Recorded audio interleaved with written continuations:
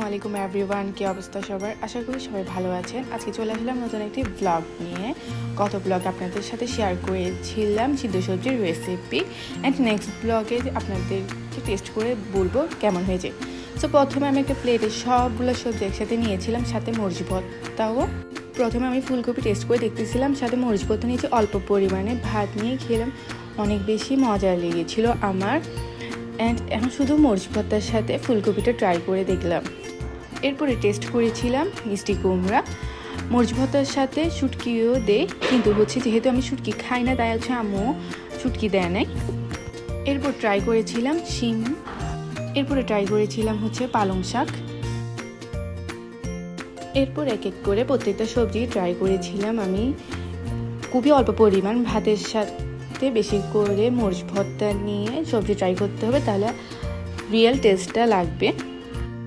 সিদ্ধ সবজি দিয়ে মরিচ ভর্তা খেতে আমার অনেক বেশি ভালো লেগেছে, আপনারাও বাসায় ট্রাই করতে পারেন।